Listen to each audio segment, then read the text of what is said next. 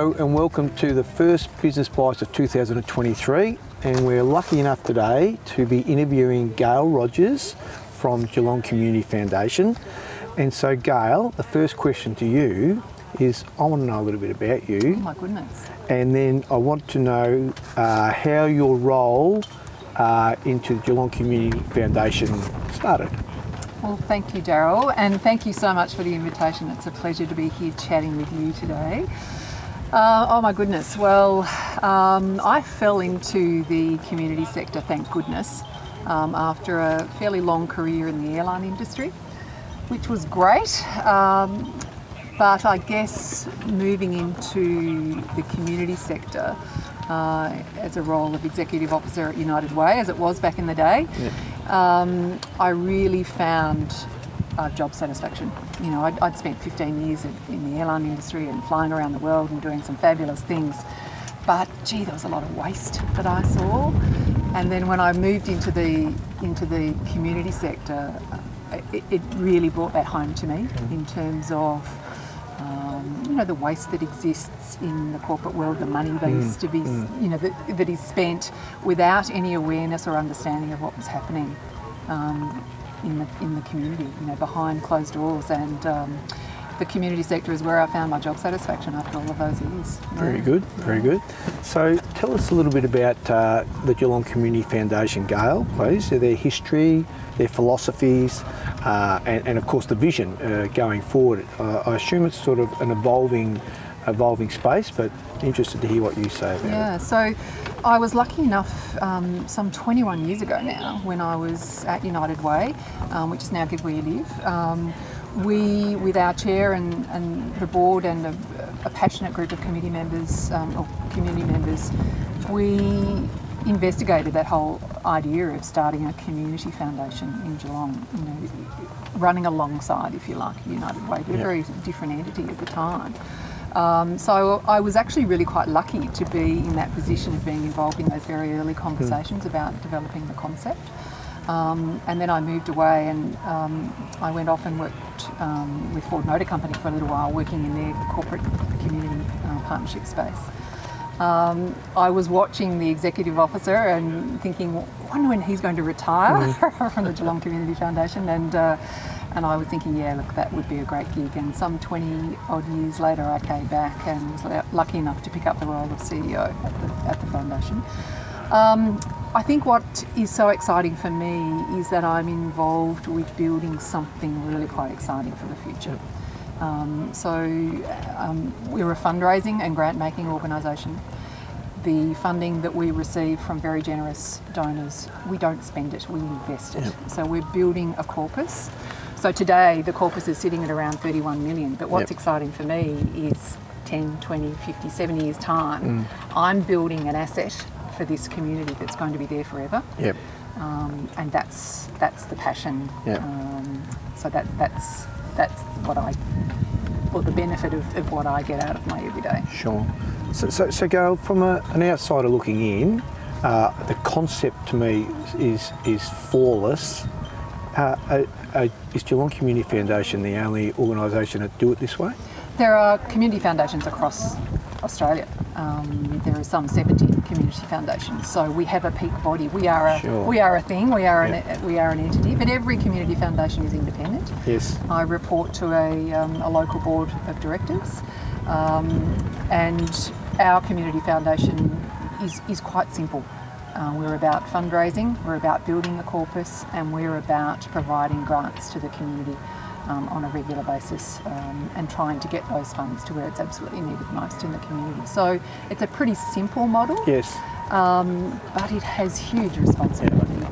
And I've been really lucky to have fabulous chairs. We have the third chair in the 7 years that I've been at the foundation now. We have a fabulous board. We're a slim team. We're a small team, just 3 part-time staff, or about to be 4, which is an exciting part of our growth and our development. So we have a very hands-on board, which is really supporting the growth and some of the operational activities. Excellent, good stuff. So Gail, I want to know a little bit more about how you, as the CEO of Geelong Community Foundation, manages the business, how you prioritise things, how you look after all your stakeholders, how you look after your staff. Talk to me about that. Yeah, look, I guess it's a challenge, and I think like many in small organisations, the balancing act is an absolute challenge. I mentioned the board before. I'm just so lucky to have a strong board behind me. I have a great small team of staff. I think within the board we have about 6 subcommittees. So the subcommittees of the board are very active and quite operational. Yep. For example, we have an investment committee that manages the 31 million that I was talking about before. But so significant skills that exist within that committee to then work with our fund advisors around the investment of our funds. So I support that committee and engage with that committee, but I've got fabulous expertise that sits behind the day-to-day operational decisions that I make, with the many subcommittees of the board that I have. So we have a grants committee. So this year we received 83 applications for 3.3 million. So we're just about to launch into the review of those grants. So once again, I have a fabulous committee of the board behind me, supporting that activity, which needs significant due diligence and engagement and review. So, like any organisation, we have peaks and troughs, and there are some times of the year where you're just running a million miles an hour, and other times where you can be more strategic. But I guess I'm just lucky to have a really great group of people around me, supporting the implementation of what we do. Excellent. So I want to move on now to the part that's close to my heart, and that's the relationship with Adroit, of course. So talk to me about that. How long and how it started. I'm interested in that bit about how it started. Working out of the Adroit office. Why you're here today with the Golf Day history. This is our 20th year of the Adroit Golf Day. So the relationship between Adroit and Geelong Community Foundation. Well, I can't take any credit for the early days of the development of that relation. That was completed, by my previous executive officer in Andrew Wilson, and I guess his work in terms of engaging with big businesses in the area. When I started 7 years ago, we already had a small team of staff working inside the Adroit office space. So 7 years ago, I started work on day one at Adroit, and a part of being a member of the family of the Geelong Community Foundation, I also then found colleagues and friends and a broader family within Adroit. So we sit inside your business and almost feel like part of the staff and part of the team. Well, you are. I promise you that. You are. And it's a great part of what we do. And from an operational perspective, it helps me keep my overheads to an absolute minimum, so I can get more grants out the door. So, but it's more than that, Darrell. Like I guess 6 years ago, I had some discussions with Adroit about the growth of the Golf Day. And you do some incredible work. 20 years, raising significant funds. So we turned it into a grant 6 or 7 years ago. So now, you tell me how much, we advertise, we shortlist, and then we work together to select the recipient. And we get the staff at Adroit involved in that decision making. The concept within Adroit is so exciting, it's fantastic. So, it's been as beneficial for us as it has been for you. As a shareholder and director of Adroit, for me to be able to tell people that the partnership with Geelong Community Foundation and Adroit is strong where you're inside our office, I feel very proud to say that every time I do say it, and that it's sincere about that. So. But what I really do love about it, Darrell, as well, is the opportunity to engage and educate your staff around community issues. And I think there are a lot of people who don't really understand that we have homelessness in our community. The rates of problem gambling are extreme. The cost of living, and I think a lot of people are removed from that. When you don't work inside it, you don't engage in it. Yep. And I love that I can be a part of, engaging and educating the Adroit team around some of those community issues. Yep. And I think then your decision-making, business decisions, have that level of awareness in the back of your mind, in terms of the challenges that we have in our community today. Agree. Righto, Gail, I just want to finish off with this. I want your pearls of wisdom for all of our business owners out there that'll end up watching this. I want your not negotiables of running GCF. I want to know your strategies and one tip that you could give us all on running GCF. Okay. So I think I've got to start again, with the board. And I guess when I'm talking about the board, I'm also talking about broadly effective leadership within any organisation. We have a governance committee of the board, so we're very focused on anything to do with the governing of our organisation, the risk, the finance.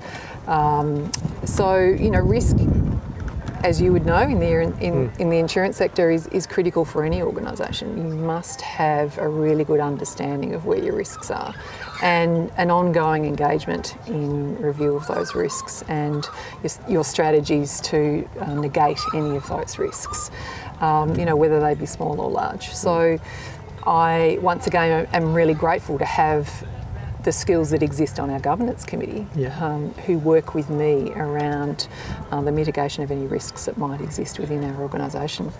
I guess transparency around what we do at the foundation, because our donors are just so important to us. We wouldn't exist without the very generous donors that we have at the foundation. So I need to ensure that everything we do, the decisions that we make, that we are transparent around the activity of the foundation. So, hand on heart at every meeting, we could have a camera in the background and we would feel quite comfortable sharing that with anybody who wanted to watch. So that's the way we like to operate. And I think, those basic principles should exist in any organisation or community setting. So I guess, Darrell, that for me is probably the key. Without the people that you have around you, without good people around you, you can't run an effective organisation, as well as or as good as the leader in the organisation. If you don't respect the people that are working around you and with you, and I don't mean not just internally but externally as well, our grant partners, engaging with community about what we do at the foundation is really important to ensure that we get our decisions right in terms of how we support the community. Same with our donors, effective engagement and being respectful of why they wish to support our organisation, and being respectful of their motivations. So I think for me, that's an important part of what I think about, every day when I come to work is just respecting the people around you. Fantastic. Thanks, Gail. Look, it's been fantastic talking to you about Geelong Community Foundation, the relationship with Adroit. It's obviously the Adroit Golf Day, but hopefully it continues on, the relationship, well and truly after you and I have both retired and moved on and do something else. I've got no doubt it will. The relationship is strong, it's real, it's sincere, and we love it. So thank you very much for your Darrell, time. I'm so grateful for what you do at Adroit and for the fabulous team within your organisation, and the passion that you all have to support the community is incredible. Great. Thank you. Thank you.